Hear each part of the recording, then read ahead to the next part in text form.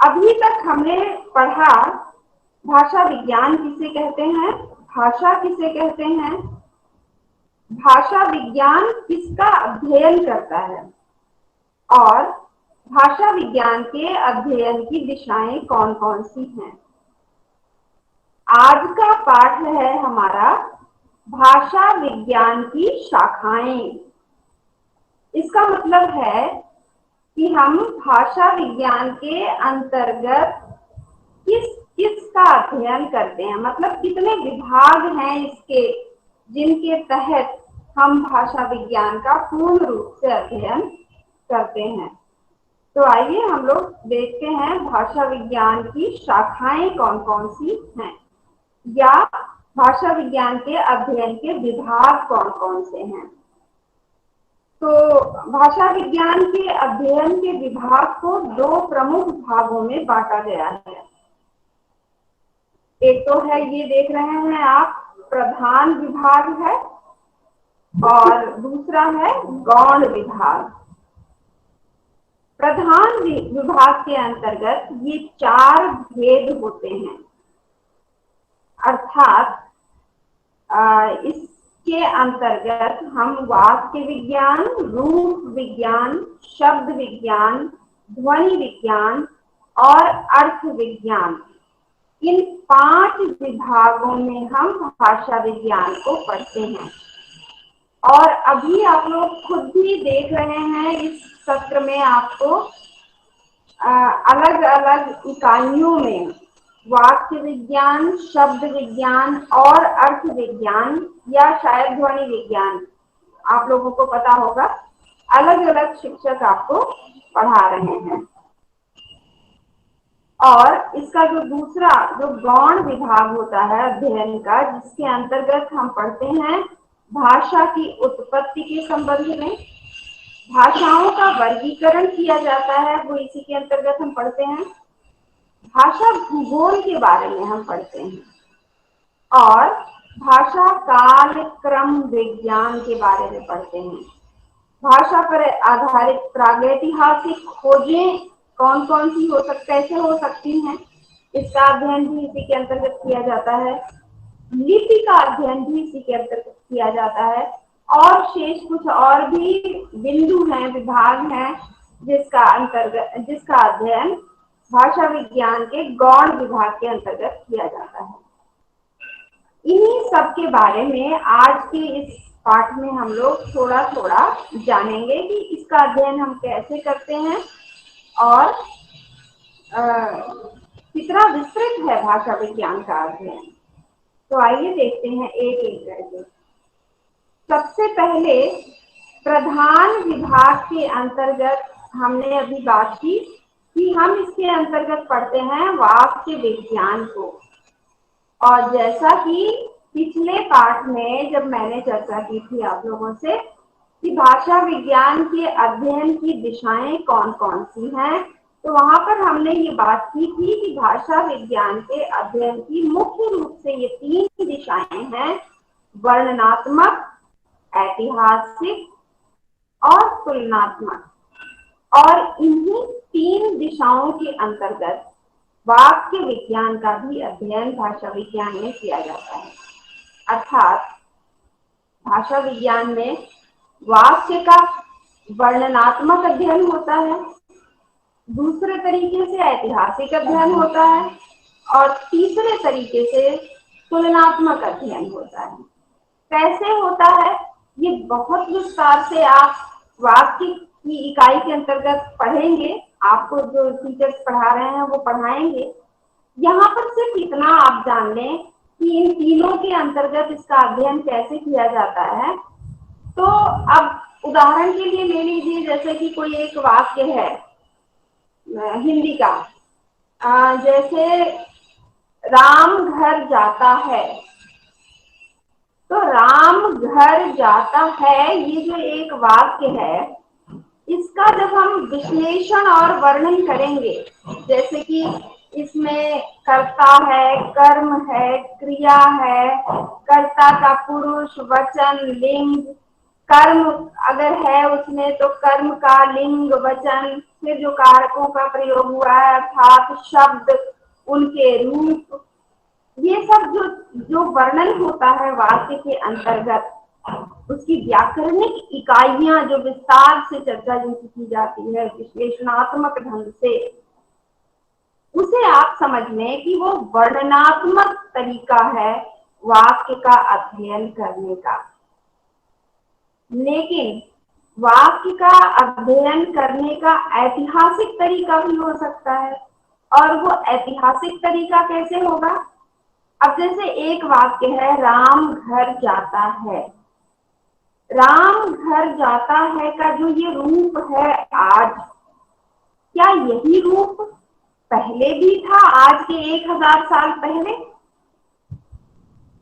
आज से 1000 साल पहले की हिंदी का स्वरूप जो हिंदी साहित्य के इतिहास में भी आप लोग देख सकते हैं, वहां पर क्या राम घर जाता है ये वाक्य इसी रूप में बोला अथवा लिखा जाता था? बोला जाता है हम कहेंगे, क्योंकि हम पहले ही इसकी चर्चा कर चुके हैं कि भाषा विज्ञान में हम वाक भाषा का अध्ययन करते हैं।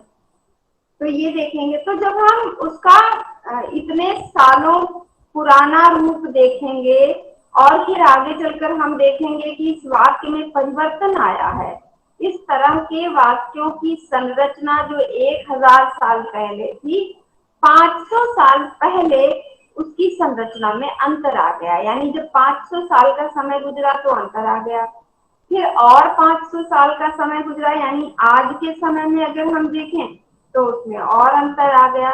तो ये जब हम इतिहास में जाकर देखते हैं कि किस प्रकार परिवर्तन हो रहा है, कर्ता में परिवर्तन हो रहा है, कर्ता के रूप में परिवर्तन हो रहा है, विभक्ति के प्रयोग में परिवर्तन हो रहा है, क्रिया के प्रयोग में परिवर्तन हो रहा है, तो ये इस प्रकार का अध्ययन ऐतिहासिक वाक्य विज्ञान के अंतर्गत आएगा।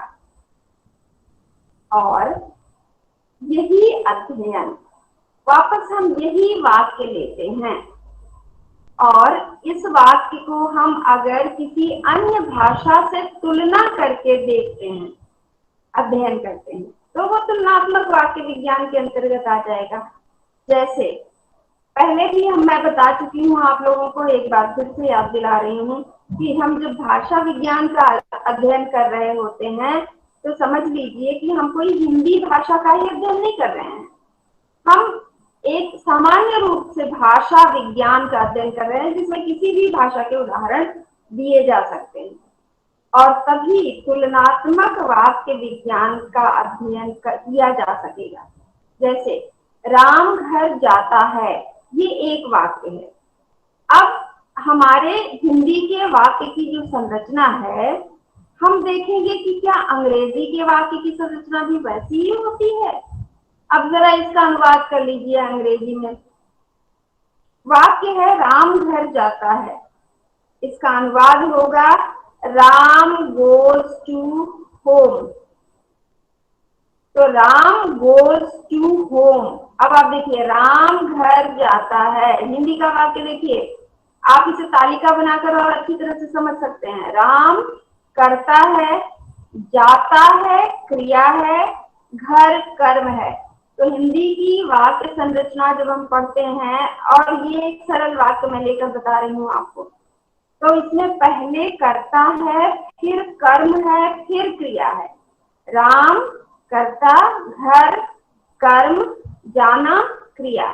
तो राम घर जाता है, कर्ता कर्म और क्रिया।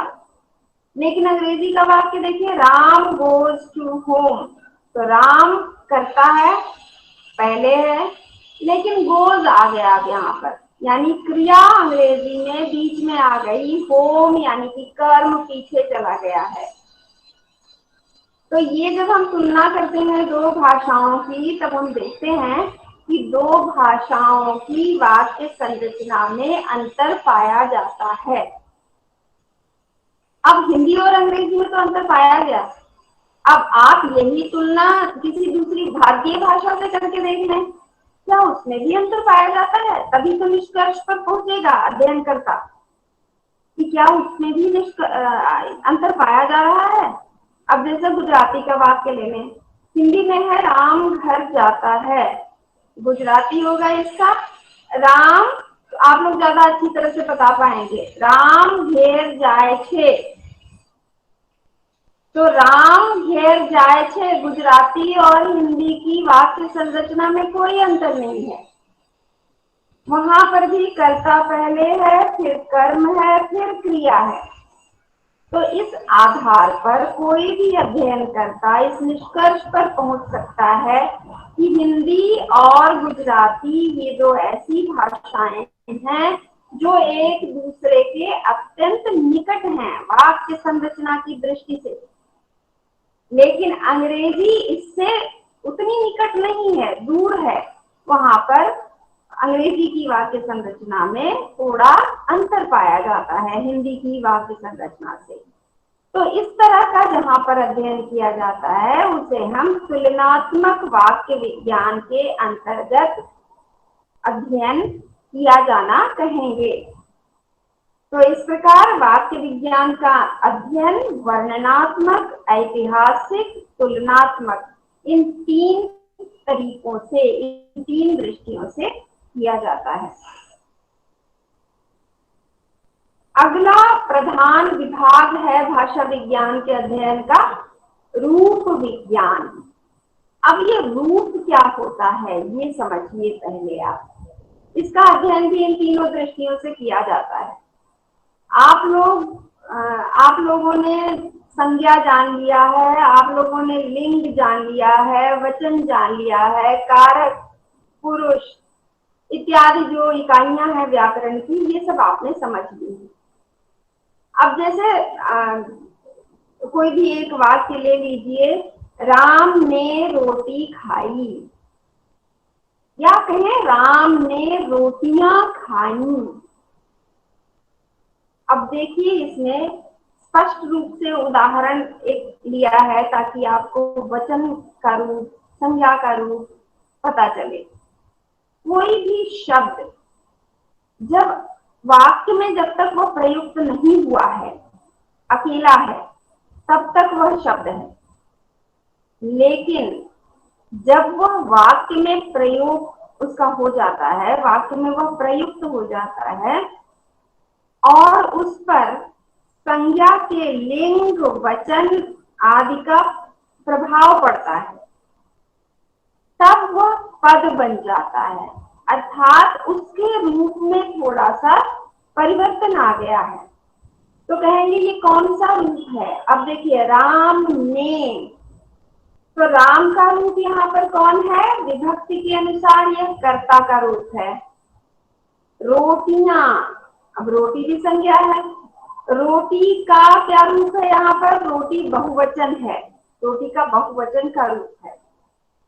और क्योंकि रोटी कर्म है तो बहुवचन के साथ साथ वह कर्म भी है, तो कर्म का रूप भी है उसका। तो इस प्रकार किसी एक शब्द पर लिंग, वचन, कारक इन सब का प्रभाव पड़ता है जब उनका वाक्य में प्रयोग होता है। ये उसी प्रकार इनका वाक्य में प्रयोग होता है। और ये समझने के लिए बहुत जरूरी है व्याकरण समझना, व्याकरण में संज्ञा के रूपांतर समझना भी बहुत जरूरी है। और आप लोगों को इसके लिए मदद मिलेगी, मेरा जो दूसरा चैनल है ना व्याकरण की पाठशाला, उस पर इन दिनों संज्ञा के रूपांतर के ही वीडियोस मैं डाल रही हूँ। लिंग और वचन संबंधी हो चुके हैं और कल रविवार को कारक का वीडियो आएगा। तो आप वहां इसे समझ सकते हैं कि किस प्रकार किसी एक शब्द पर, संज्ञा पर उसके लिंग, वचन, कारक आदि का प्रभाव पड़ता है और जब उसके प्रभाव में वह आता है, वाक्य में प्रयोग होता है, तब उसका रूप बदल जाता है और उसे ही हम संज्ञा का रूप अथवा पद कहते हैं। तब वहां पर वह शब्द नहीं रह जाता है, वह पद रह जाता है। और जब हम इस प्रकार का अध्ययन करते हैं तब उसे हम वर्णनात्मक रूप विज्ञान कहते हैं। इतनी देर से मैंने जो चर्चा की वो एक तरह से मैं वर्णन की कर रही थी। उस उदाहरण का, राम ने रोटियां खाई, उसमें एक एक शब्द को आप अलग कीजिए और देखिए कि उस पर किसका प्रभाव है, किस विभक्ति का प्रयोग हुआ है। और इन प्रयोगों से क्रिया पर भी प्रभाव पड़ता है। जैसे अगर हम कहेंगे राम ने रोटी खाई, तो खाई, अब ध्यान दीजिएगा, मैं जब रोटी को बहुवचन कर रही हूँ तो क्रिया पर क्या प्रभाव पड़ रहा है, राम ने रोटियां खाई, रोटियां खाई, यानी कि क्रिया बहुवचन की हो गई। कर्म बदलते ही क्रिया का रूप बदल गया। कर्म जब बहुवचन का हुआ तो क्रिया भी बहुवचन की हो गई, जबकि कर्ता अभी भी एक वचन का है। तो जब अगर हम किसी भाषा को सीख रहे हैं, उसका प्रयोग हम सही तभी कर पाएंगे जब हम उसके इन व्याकरणिक रूपों को समझेंगे। और भाषा विज्ञान इसी का अध्ययन वर्णनात्मक रूप विज्ञान के अंतर्गत करता है। और इसी प्रकार जैसे मैंने वाक्य विज्ञान के संबंध में बताया, इसका अध्ययन ऐतिहासिक दृष्टि से भी किया जा सकता है। पुनः उसी प्रकार इतिहास के काल क्रमों में जाकर कि 1000 साल पहले इसका रूप कैसा था, 500 साल पहले रूप कैसा था, और आज इसका रूप कैसा है, क्या कुछ परिवर्तन आया है। आप हिंदी की कोई भी बहुत पुरानी छपी हुई किताब उठाकर देख लीजिए, जो 100 साल पहले की छपी हुई किताब हो, आप देखेंगे कि 100 साल में ही इसके रूप में बड़ा परिवर्तन दिखता है। पहले विभक्तियां संज्ञा के साथ लिखी जाती थी, मिलाकर लिखी जाती थी। जैसे मैंने कहा ना, राम ने, अभी हम लोग क्या करते हैं, राम को अलग लिखते हैं, ने उससे थोड़ी दूर पे लिखते हैं अलग, लेकिन पहले मिलाकर लिखा जाता था। तो राम ने रोटियां खाई, तो राम ने विभक्ति मिलाकर लिखा जाता था 100 साल पहले, लेकिन आज अलग किया जाता है। तो रूप में जो ये उसका जो ये दृष्टिगत परिवर्तन देखने को मिलता है, ये ऐतिहासिक रूप विज्ञान के अंतर्गत आप पढ़ सकते हैं, देख सकते हैं। और तुलनात्मक रूप विज्ञान के अंतर्गत फिर क्या पढ़ेंगे, तो तुलना करके हम देखेंगे किसी अन्य भाषा में संज्ञा का रूप लिंग, वचन और कारक के प्रभाव से किस प्रकार का होता है, यह आप तुलनात्मक रूप विज्ञान के अंतर्गत देखेंगे। अब जैसे संस्कृत देख लीजिए, संस्कृत आप लोगों ने स्कूल में जब पढ़ा होगा तो आपने देखा होगा, वहां आपको रूप याद कराते हैं, विभक्ति कौन सी है, कौन सा वचन है और कौन सा पुरुष है, ये सारा वहां पे एक तालिका बनाकर याद कराया जाता है। तो आप देखेंगे वहां पे संज्ञा के साथ विभक्ति लगी हुई होती है, वहां अलग नहीं होती है, आज भी अलग नहीं होती है संस्कृत में। जैसे रामस्य, रामेण, है ना, तो ये क्या है, विभक्ति उसके साथ मिली हुई है। तो जब इस प्रकार हम किसी एक भाषा का दूसरी भाषा के साथ तुलना करके अध्ययन करते हैं, तब उसे हम तुलनात्मक रूप विज्ञान के अंतर्गत अध्ययन करना कहते हैं। और इसी के अंतर्गत है तीसरा जो इसका विभाग है, वह है शब्द विज्ञान। और शब्द विज्ञान का अध्ययन दो आधारों पर किया जाता है, एक तो रचना के आधार पर और दूसरा इतिहास के आधार पर। रचना के आधार पर किस प्रकार से होता है, जैसे कि शब्द मूल शब्द है, फिर उसमें उपसर्ग है, प्रत्यय जुड़ गया है, अर्थात कि वह मूल है या यौगिक है। कोई भी शब्द मूल है या यौगिक है, या एक तीसरा जो इसका भेद होता है वह है योग मूल। तो रचना के आधार पर इस प्रकार अध्ययन होता है। और इतिहास के आधार पर आप लोगों ने देखा होगा तत्सम, अर्ध तत्सम, तद्भव, देशज, विदेशी।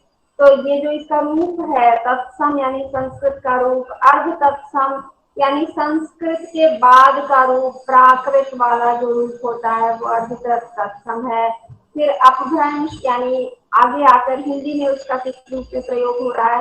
तो इस प्रकार जो विशेष कालों में उसके रूप में परिवर्तन आ रहा है, उसे जब हम उसका अध्ययन करते हैं शब्द के अंतर्गत, शब्द का जब हम इसके अंतर्गत अध्ययन करते हैं तब वह इतिहास के आधार पर अध्ययन माना जाता है और शब्द विज्ञान के अंतर्गत ही कोश निर्माण, कोश यानी शब्दकोश, तो कोश निर्माण का अध्ययन भी इसी के अंतर्गत किया जाता है। और आप लोगों ने देखा होगा कोश निर्माण कैसे किया जाता है, हम किसी शब्दकोश में किसी शब्द को कैसे ढूंढें, तो ये जो वर्णमाला क्रम होता है, वर्णमाला क्रम में जाकर हम उसे ढूंढते हैं। फिर आप लोग अगर शब्दकोश देखते हैं तो देखते हैं किसी किसी शब्द के आगे ब्रैकेट में लिखा होता है संक्षेप में, स के ऊपर बिंदी, और उसका वो संस्कृत का संक्षिप्त रूप है।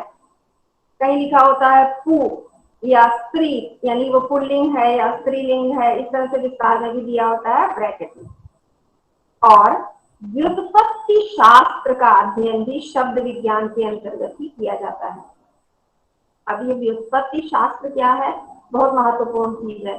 कोई शब्द कहाँ से आया है और जहां से वह आया है वह वहां पर किस रूप में प्रयुक्त होता था और आज किस रूप में प्रयुक्त होता है, इसका अध्ययन व्युत्पत्ति शास्त्र में किया जाता है। जैसे उदाहरण के लिए बड़ा रोचक है, आप लोगों के लिए मैं एक उदाहरण देती हूँ। जैसे एक शब्द है संस्कृत का मधुर, आप लोगों ने सुना होगा, अक्सर इसका प्रयोग किया जाता है। मधुर संगीत, मधुर वाणी, तो मधुर यानी मीठा, संस्कृत में है वो मीठा।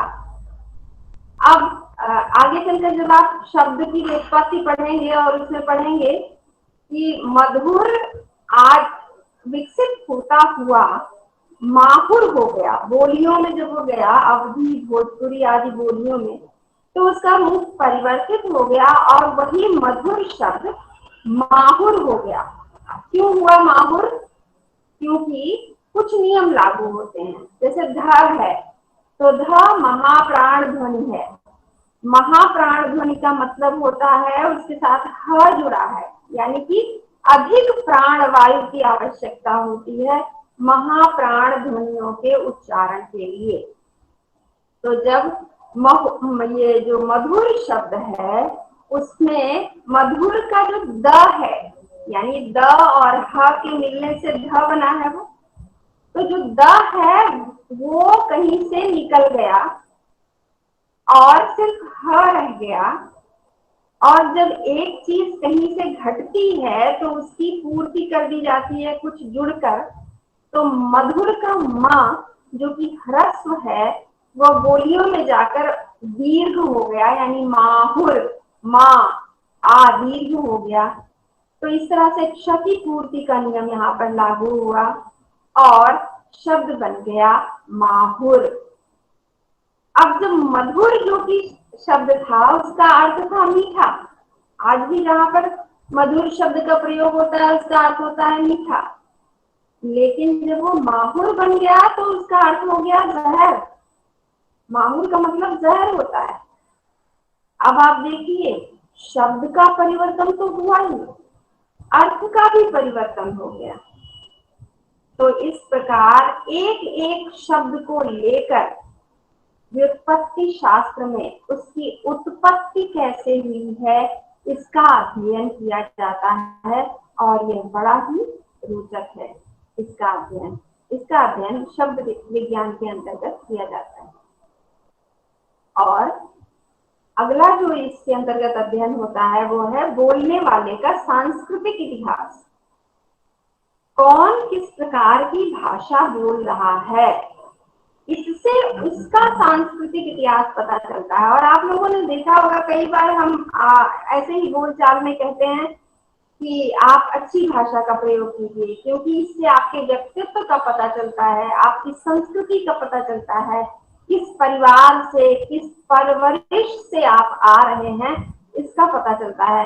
तो इसका अध्ययन भी इसी के अंतर्गत किया जाता है, किस प्रकार के शब्दों का प्रयोग कोई व्यक्ति कर रहा है। जैसे मान लीजिए कि कोई अवध का व्यक्ति है, तो क्योंकि मुगलों का गढ़ रहा है अवध, उसकी भाषा में उर्दू फारसी के शब्द जरूर मिलेंगे आपको। तो यदि आप वहाँ के लोगों की भाषा का अध्ययन करें तो वहाँ से आपको उनका सांस्कृतिक इतिहास भी पता चलेगा कि यहाँ कभी इस भाषा पर उर्दू और फारसी भाषा का साहचर्य रहा है। दोनों एक दूसरे से मिली हैं और यही वजह है कि वहाँ की हिंदी पर उर्दू फारसी का प्रभाव देखा जा सकता है। तो इस तरह का अध्ययन सांस्कृतिक इतिहास के अंतर्गत आएगा। आगे चलते हैं। और ध्वनि विज्ञान का अध्ययन भी भाषा विज्ञान के अंतर्गत किया जाता है। ध्वनि विज्ञान भी इसका एक प्रमुख विभाग है और आप लोग, मुझे उम्मीद है, ध्वनि विज्ञान संभवतः पढ़ भी रहे हैं अभी इस सत्र में। तो देखिए, ध्वनियों पर अनेक दृष्टियों से विचार किया जाता है। ध्वनियां यानी हमारे मुख से उच्चरित होने वाली छोटी से छोटी इकाई, जैसे क, च, ट, ट, प। तो ये जो भी ध्वनियां हैं, जो 5 वर्ग हैं हमारे हिंदी की वर्णमाला के, उन पर अनेक दृष्टियों से विचार किया जाता है। सबसे पहला विचार किसके अंतर्गत किया जाता है? ध्वनि शास्त्र के अंतर्गत। आप स्क्रीन पर देख सकते होंगे, मैं हाइलाइटर से बता रही हूँ आप लोगों को, ध्यान से पढ़िएगा इसको। ध्वनि शास्त्र के अंतर्गत इस पर विचार किया जाता है और ध्वनि शास्त्र के अंतर्गत मुख विवर, नासिका विवर, स्वर तंत्री और ध्वनि यंत्र, इनका अध्ययन किया जाता है। क्या है ये चीजें? ये है, देखिए आप स्क्रीन पर दाहिनी तरफ एक चित्र दिया गया है। ध्वनि विज्ञान ये सबसे वैज्ञानिक विषय है भाषा विज्ञान का, इसे आप कह सकते हैं। और ये बिल्कुल हमारा जो शरीर विज्ञान है ना, उससे जुड़ा हुआ विषय है। आप लोगों को शायद पता चला होगा, समाचार देखते होंगे कि भारत में नई राष्ट्रीय शिक्षा नीति लागू हो गई है और वो नई राष्ट्रीय शिक्षा नीति ये बताती है, ये चाहती है कि किसी एक विषय को दूसरे विषय के साथ एकीकृत करके पढ़ाया जाए। तो आप देखिए भाषा विज्ञान किस प्रकार विज्ञान से जुड़ रहा है, बायोलॉजी से जुड़ रहा है, ये शरीर विज्ञान से जुड़ रहा है। कैसे जुड़ता है? देखिए, कोई भी ध्वनि कैसे निकलती है?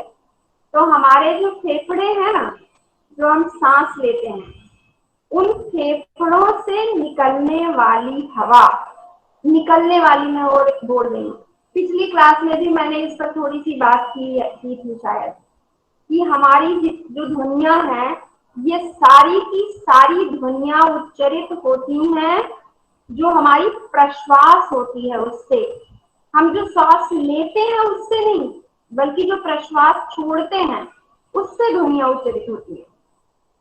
तो हमारे फेफड़ों से जो हवा निकलती है वो कंठ में, कंठ यानी गला, कंठ में कहीं ना कहीं कंठ से आरंभ होता है, बाधित होती है और ये यहाँ से काकल, अभिकाकल, जिह्वा, तालु और मूर्धा से होते हुए कभी तो मुंह से निकल जाती है ध्वनि, और कभी थोड़ी ध्वनि, ये जो हमारा जो ये काकल है ये उससे बाधित करता है हवा को रास्ते में, और थोड़ी सी हवा नाक से निकलती है।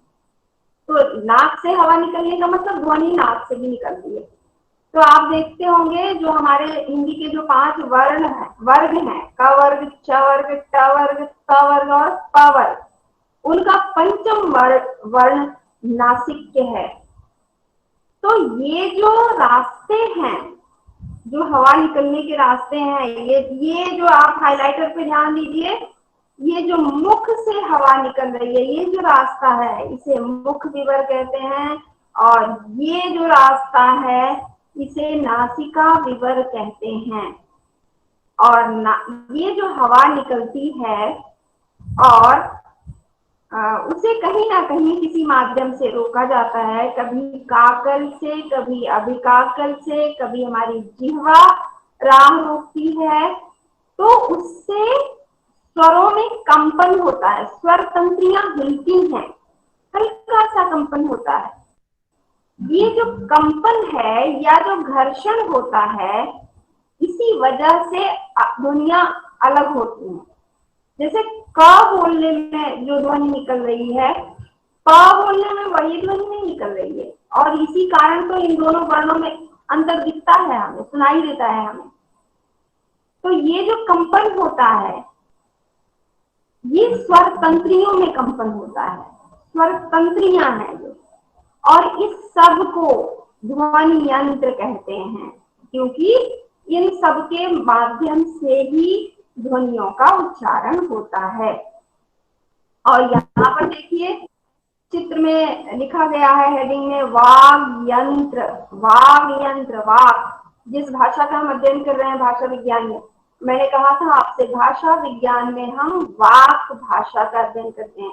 वाक भाषा यानी मुख से उच्चरित होने वाली भाषा।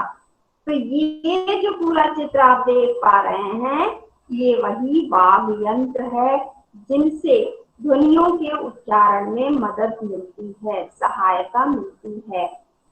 और एक बहुत महत्वपूर्ण बात है, आप विद्यार्थियों को भी नहीं पता होता है और बताया भी नहीं जाता है इस तरह आप लोगों को।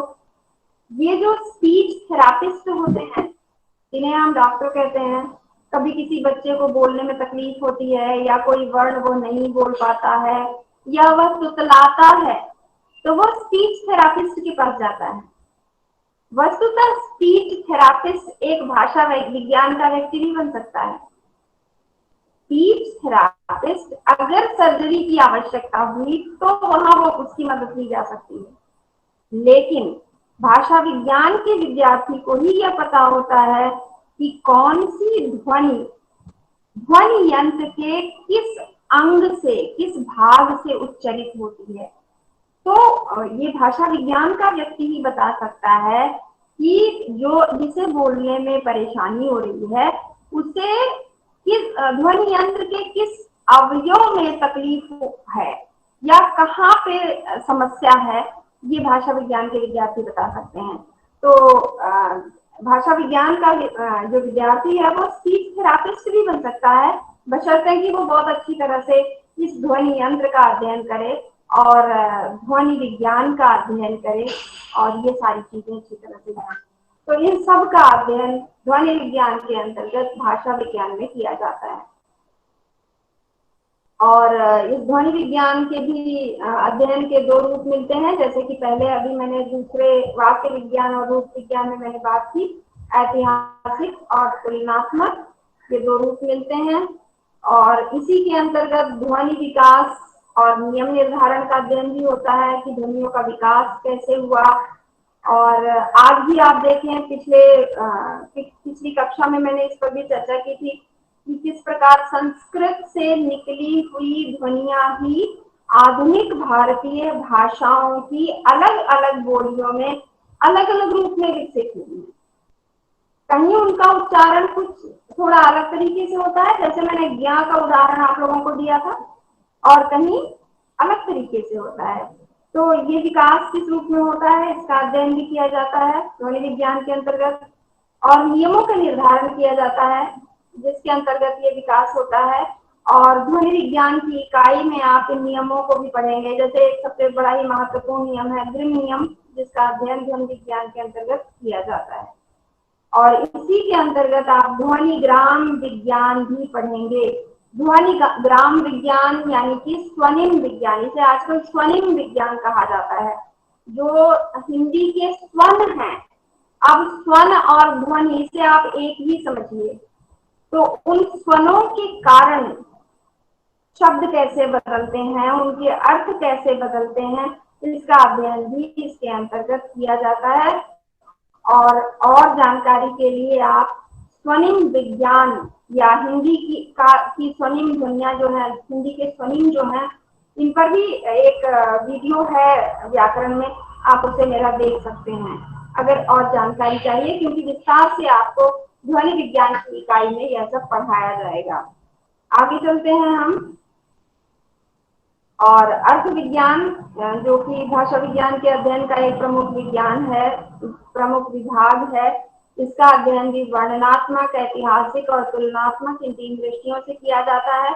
और बिल्कुल इसी तरह जैसे अभी मैंने मधुर का उदाहरण दिया था, शब्द के परिवर्तन के कैसे हो रहा है, इसके उदाहरण स्वरूप तो मैंने आपको बताया कि शब्द का परिवर्तन होता है तो उसका अर्थ भी बदल जाता है। मधुर से जब माहुर हुआ तो जो मधुर का अर्थ था वो माहुर का अर्थ नहीं रह गया।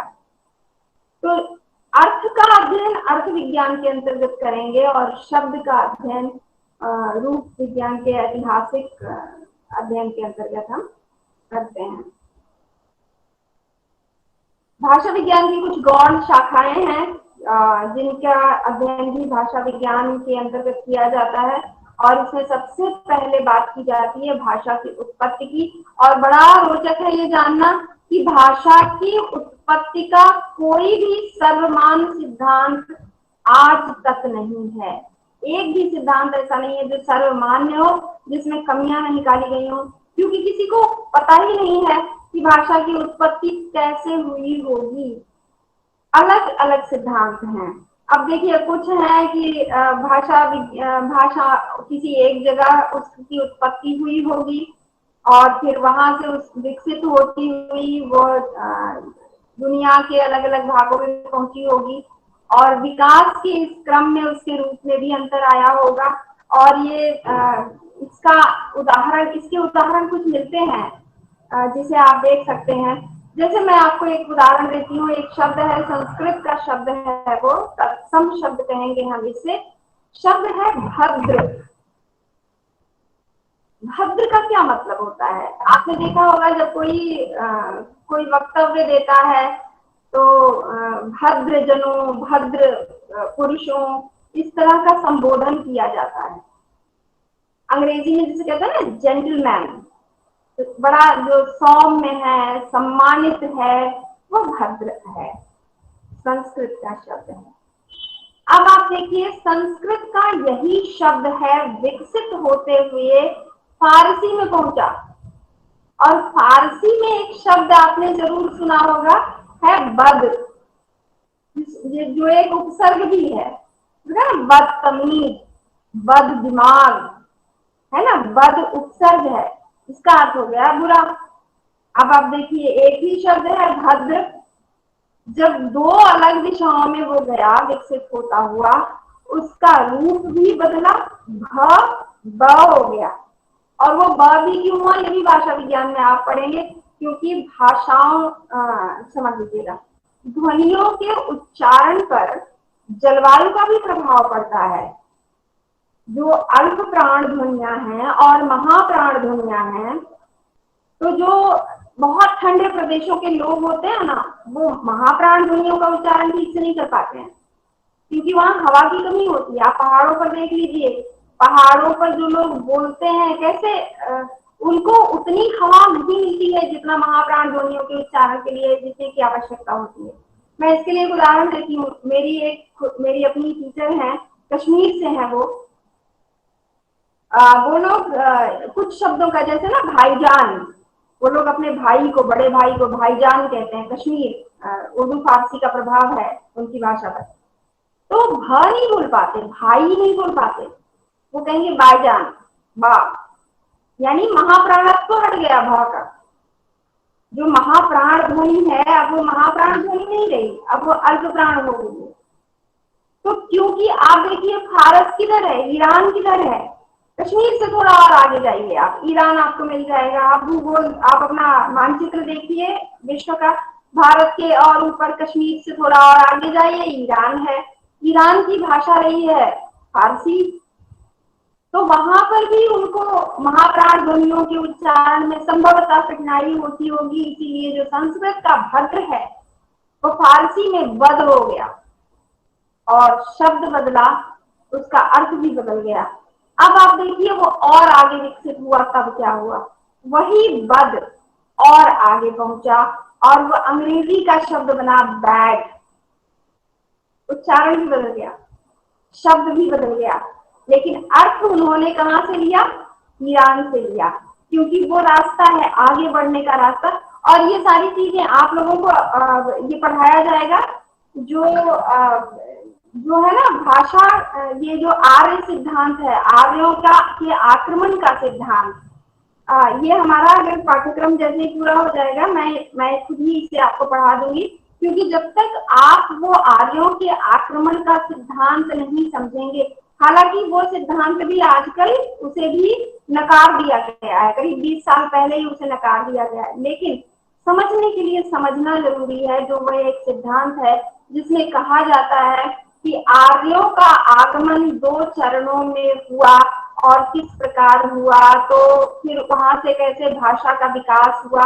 वो जो 2 टोलियां थी वो 2 तरफ चली गई, एक ईरान की तरफ और एक भारत की तरफ आई, तो संभवतः भाषा का विकास किसी एक स्थान से हुआ है और एक ही स्थान के लोग 2 तरफ गए, तो वो उसी भाषा को दोनों तरफ ले गए। लेकिन जो वहाँ की जलवायु है, वहाँ का भूगोल है, वहाँ की संस्कृति है, उसका प्रभाव पड़ता है भाषा पर, इसलिए इतना परिवर्तन आ जाता है, समय के साथ उसमें परिवर्तन आ जाता है।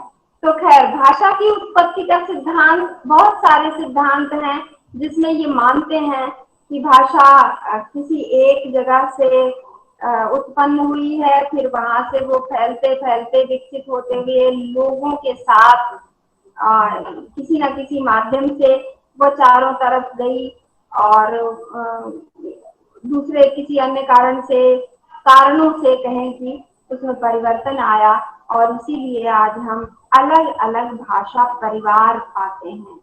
और फिर जब समय के साथ उनमें परिवर्तन हुआ, उनमें भेद आया, अंतर आया, तब उन्हें समानता और विषमता के आधार पर कौन सी 2 भाषाएं समान हैं, निकट हैं और कौन निकट नहीं है, ये सारा देखते हुए भाषाओं का वर्गीकरण किया गया और भाषा परिवार बने।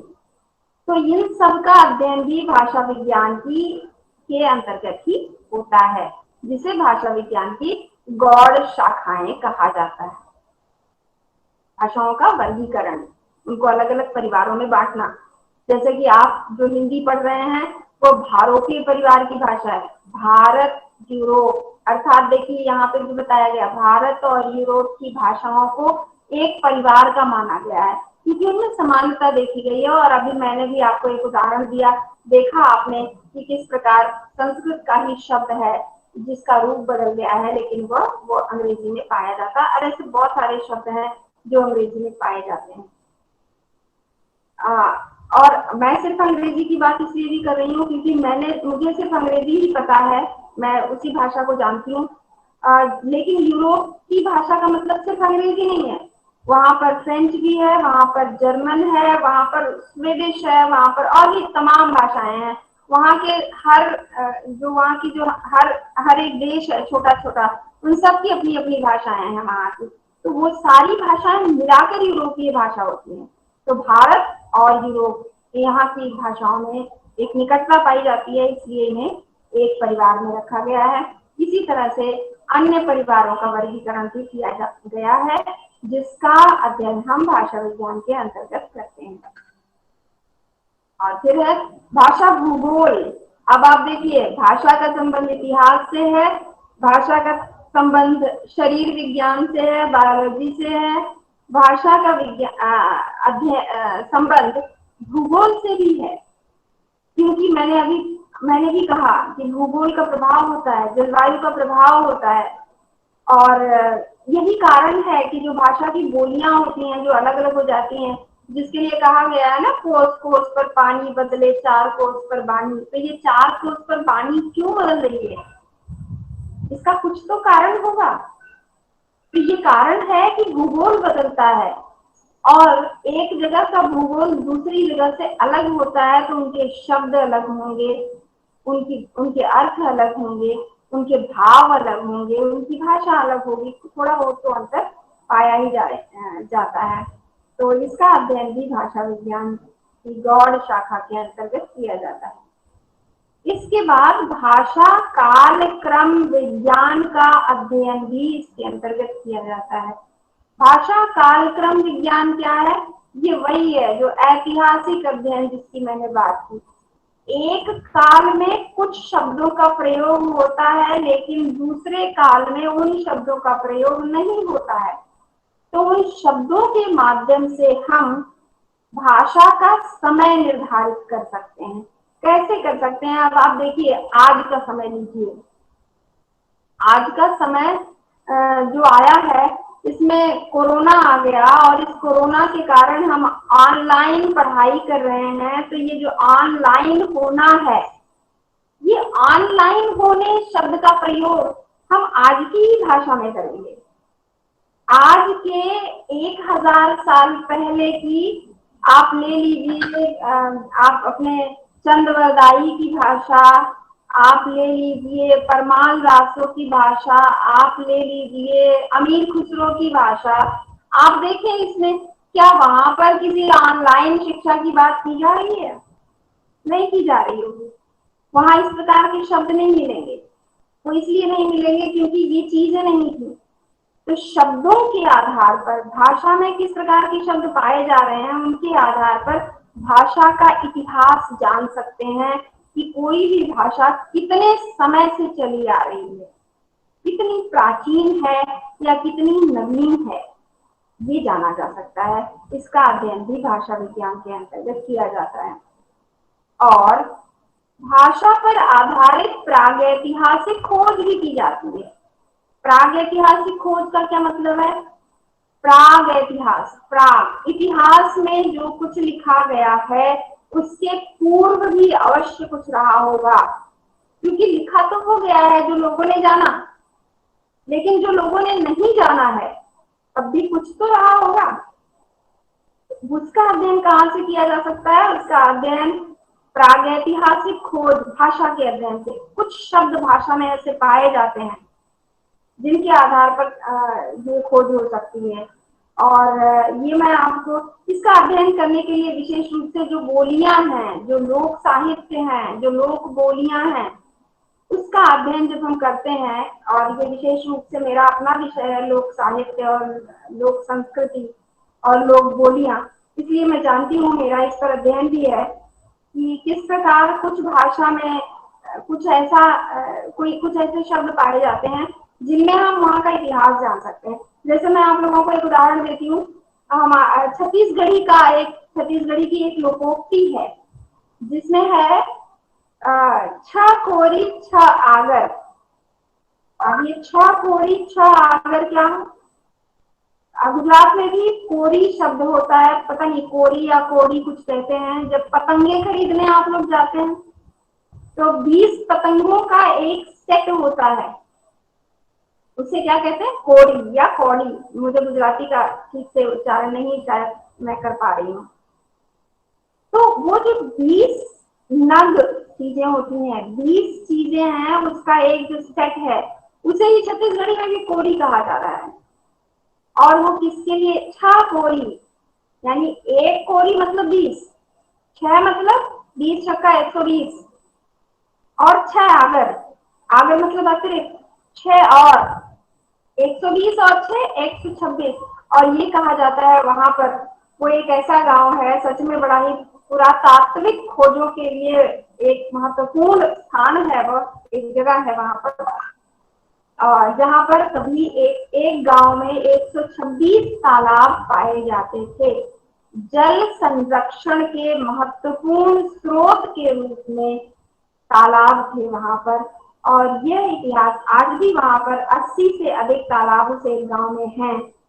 126 तो नहीं रहे, किसी कारण से पटते गए, खत्म हो गए, लेकिन 80 से अधिक आज भी है वहां पर।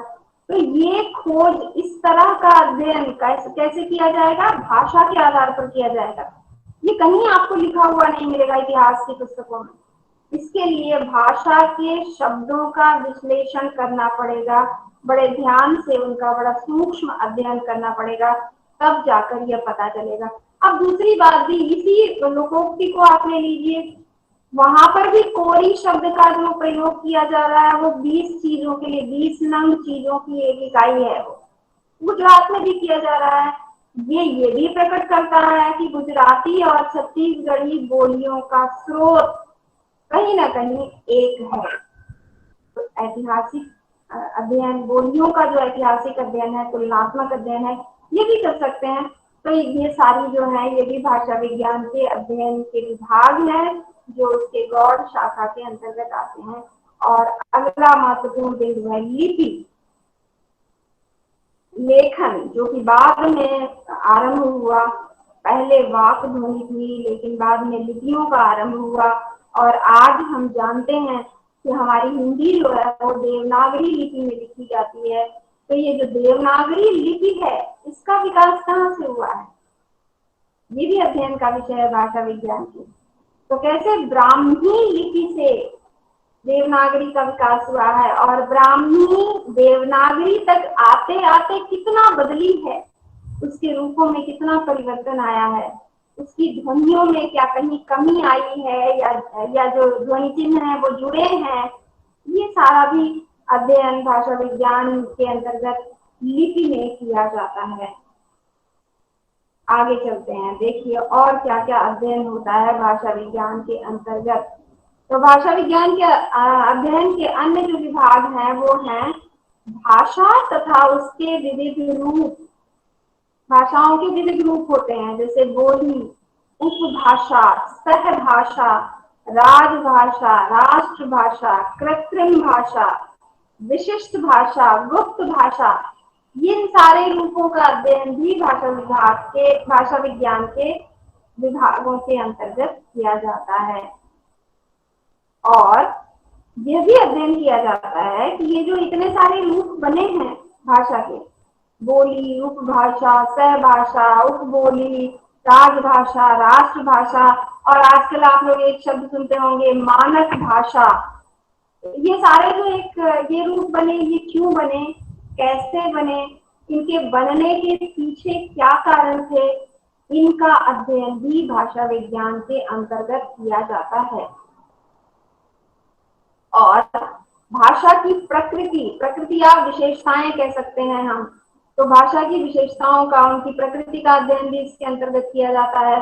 भाषा के विकास के क्या कारण रहे हैं, इसका अध्ययन भी भाषा विज्ञान के अंतर्गत किया जाता है।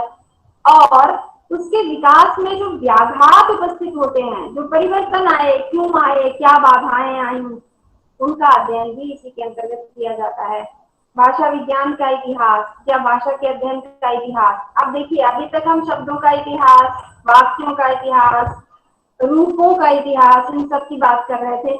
लेकिन भाषा विज्ञान कब से पढ़ा जा रहा है, भाषा का अध्ययन कब से शुरू हुआ, इसका अध्ययन भी भाषा विज्ञान के अंतर्गत किया जाता है। और आप इसलिए ही जब भी कभी व्याकरण की बात की जाती है, भाषा विज्ञान की बात की जाती है, तो पाणिनि का नाम सबसे पहले लिया जाता है। और क्योंकि वही सबसे पहले किसी ने अगर वैज्ञानिक व्याकरण भाषा का लिखा है तो वो पाणिनि है। इसे पश्चिम के विद्वान भी मानते हैं। और किसी जीवित भाषा के अध्ययन और अध्ययनार्थ सामग्री एकत्र करने की प्रणाली, इसका मतलब है जीवित भाषा यानी आज जो भाषाएं बोली जा रही हैं या आज जिन भाषाओं का व्यवहार हो रहा है, उनका अध्ययन कैसे किया जाए, ये एक बिंदु है। और दूसरा बिंदु है कि अगर किसी जीवित भाषा का अध्ययन किया जाता है तो उसके अध्ययन के लिए सामग्री कैसे एकत्र की जाए, कहाँ से जुटाई जाए सामग्री। अब इसमें कुछ क्षेत्रीय कार्य भी करने पड़ेंगे, सर्वेक्षण करने पड़ेंगे। इस एक बोली समूह के लोग या बोली क्षेत्र के लोग जो बोली वो बोलते हैं, उनकी बोलियों के शब्द, मान लीजिए शब्दों का अध्ययन करना है, शब्द इकट्ठा करना पड़ेगा, तो जाकर रिकॉर्ड करना पड़ेगा उसे। तो मेरा कहने का यही मतलब है कि सामग्री कैसे एकत्र की जाए, इस प्रणाली का अध्ययन भी भाषा विज्ञान के अंतर्गत किया जाता है। और इसी के साथ आज का यह पाठ यहीं पर पूरा होता है। धन्यवाद आप लोगों का सुनने के लिए।